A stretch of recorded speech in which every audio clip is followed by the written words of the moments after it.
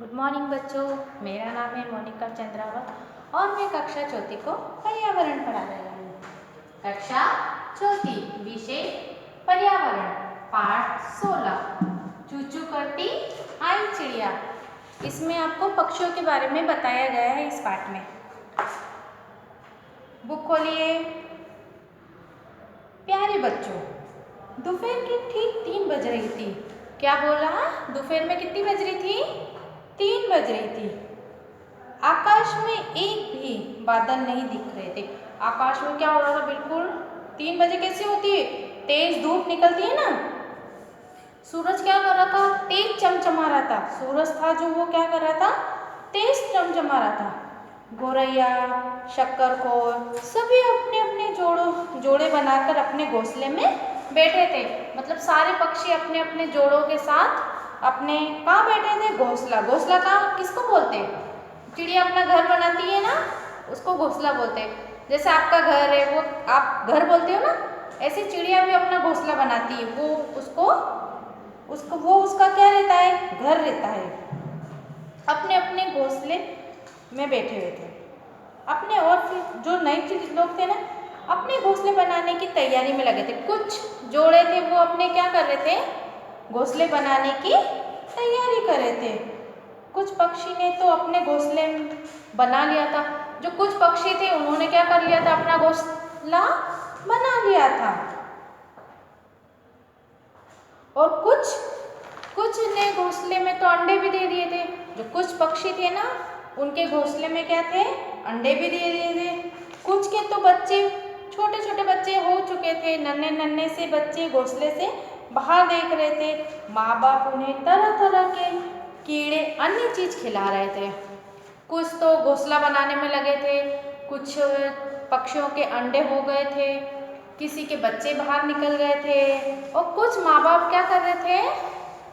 अपने बच्चों को कीड़े और अन्य चीजें खिला रहे थे, खिलाने में व्यस्त थे।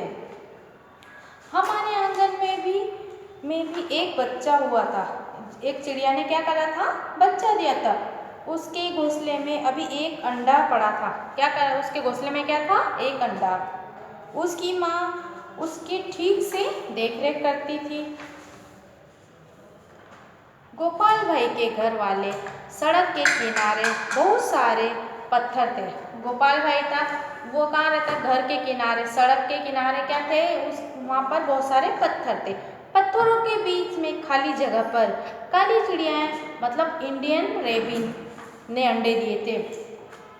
बच्चू भाई ने मुझे वहाँ पर जगह दिखाई। एक बच्चू भाई का एक आदमी था, उसने वो जगह मतलब गोपाल भाई को दिखाए, अंडे दिखाए उस चिड़िया के। मैंने दूरबीन से घोंसले में देखा। उसने क्या, कहाँ से देखा? दूरबीन से। घोंसले में घास से बना था। घोंसला कैसे बना था? घास से बना था। उसके ऊपर पौधे, नाजुक टहनी, जो नाजुक नाजुक से टहनी होती है ना झाड़ की, वो ऊन, बाल, रुई का बिछोना था। मतलब जैसे आप लोगों के लिए बिस्तर लगाते हैं होता है ना, ऐसा उसकी माँ ने उस घोंसले के अंदर रुई थी, टहनी, नाजुक नाजुक सी टहनियाँ थी, बाल थे, इसका घोंसला बनाया था। काली चिड़िया का एक घोंसला ऐसा ही होता है। आखिर उसमें बच्चे आरामदायक घर बिस्तर रहता है। मतलब वो जो चिड़िया थी ना, उसका घोंसला ऐसे होता है कि वो अगर अंडे दे तो उसके बच्चों को मतलब चुभे नहीं, क्योंकि कांटे वाटे रहते, ये रहता है, घास वास रहती है, तो उसके बच्चों को चुभे नहीं। इसलिए उसने रुई, ये इससे उसने मुलायम, अंदर का था ना वो क्या मुलायम बना रखा था, जो बिछोना था। काली चिड़िया कौवे जैसी नहीं होती है। कौवा एक घोंसले तो क्या कैसे बनाता है? लोहे की तार और लकड़ियों की शाखाएं जैसी चीजों से होता है। कौवे का घोंसला तो लकड़ियों की शाखाएं, तारों, इससे बना होता है। काली चिड़िया के घोंसले में मैंने एक बच्चा भी देखा था। अपनी चोंच से फड़फड़ाकर बैठा है। उसने चोंच के अंदर से लाल थी, उसकी चोंच किसी के अंदर से लाल थी। कुछ देर बाद काली चिड़िया कहीं से उड़कर आई और बच्चों के मुंह में कुछ रखा। मतलब वो चिड़िया कुछ भी लेके आई, उसने अपने बच्चों के मुंह में क्या करा? खिलाया। आप ही छोटे रहते तो आपकी मम्मी आपको चम्मच से खिलाती है ना, ऐसे वो चिड़िया ने भी, उसके बच्चे छोटे थे तो उनके मुंह में अपनी चोंच से खिलाया। शायद कुछ छोटे छोटे कीड़े होंगे। तब तक शाम हो गई थी। काल चिड़िया भी अपने घर वापस घोंसले में बैठ गई। शाम हो चुकी थी। फिर वो चिड़िया खाना वाना लाके अपने घोंसले पर बैठ गई थी। तुम जानते हो क्या, कोयल बहुत मीठा गाती है, पर क्या तुम्हें पता है वो अपना अपना घोंसला नहीं बनाती। कोयल जो रहती है ना, आप जानते हो ना कोयल की आवाज़ कैसी होती है, मीठी होती है, पर वो अपना घोंसला नहीं बनाती है। वो अपने अंडे कौवे के घोंसले में देती है। वो अपने अंडे किसके घोंसले में देती है, कौवे के।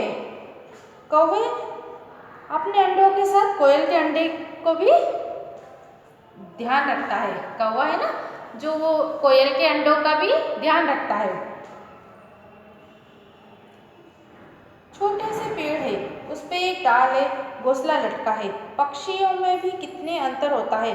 कौवा पेड़ की ऊंची डाली पर घोंसला बनाता है, जबकि कोई पेड़ के अंदर बनाता है, कोई मेहंदी में, कोई गोरैया। आमतौर पर घरों में भी आसपास में आपने देखा होगा घोंसले अलमारियों में, ऊपर दीवार, छतों पर, कहीं कहीं बने होते हैं ना, आपने देखे होंगे।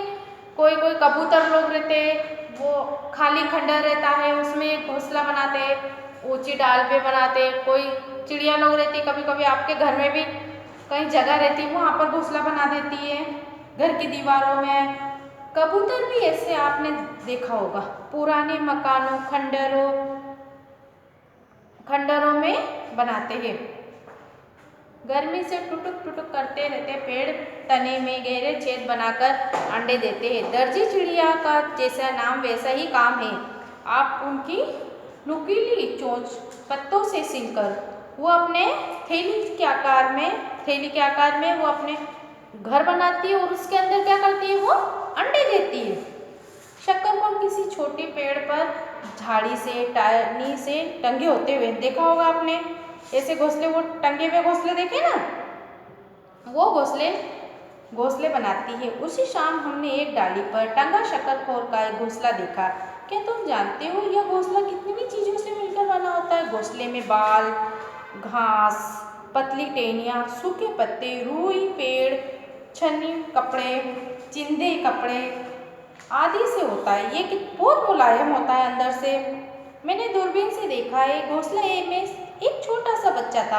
वो क्या बोलता है, मैंने दूरबीन से देखा है कि घोंसले के अंदर क्या था, एक छोटा सा बच्चा था।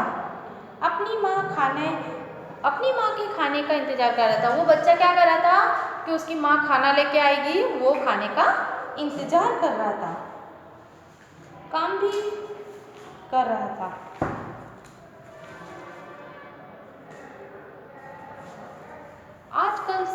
आजकल सभी पक्षी बहुत व्यस्त रहते हैं घोंसला बनाने में और अंडे देने में।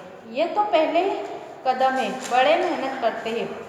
जब वो अंडे देते हैं ना, घोंसले जब ही रहता है। फिर उसके बाद वो क्या होता है, उनके बच्चे बड़े हो जाते हैं तो वो क्या करते हैं, घोंसला छोड़कर दूसरी ओर चले जाते हैं। पक्षियों को कई दुश्मन होते हैं, मनुष्य है, दूसरे जानवर भी होते हैं। कोयल, गिलहरी, बिल्ली और चूहा कोई मौका नहीं छोड़ते अंडे खाने में, चुराने में, है ना। जैसे अंडे देते तो उनके लिए बहुत परेशानी होती ना, जैसे दूसरे जानवर खा लेते उनके बच्चों का अंडा। इन सब से बचकर खाना खोज, उन सब से बचाकर वो चिड़िया क्या करती है, उन सब से बचाकर अपने बच्चों के लिए खाना ढूंढने जाती है, फिर खाना लेके आती है। उनसे, पक्षियों से उनकी रक्षा करना, उनके बच्चों का पालन पोषण करना, बड़ा करना, कितना कठिन परिश्रम करती है वो।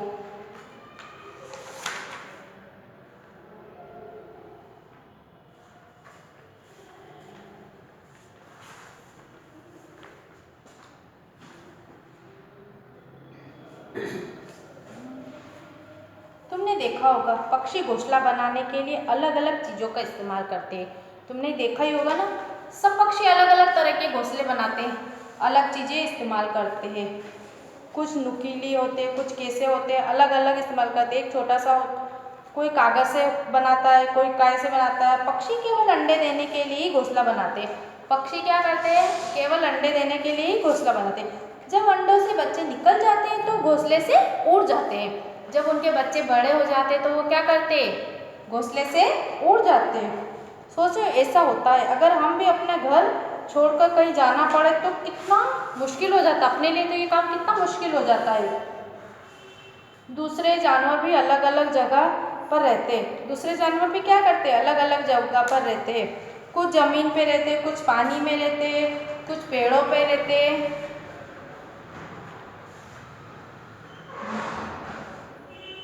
कक्षा में बच्चे 3 समूह में बैठकर एक एक बच्चे अलग अलग जानवर के चित्र बनाए, रंग भरे।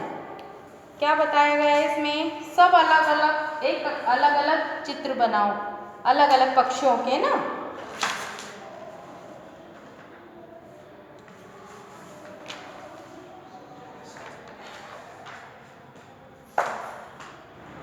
पक्षियों की चोंच जैसे है कि जैसे पक्षी की चोंच दिख रही है ना, वो किस किस काम आती है देखो।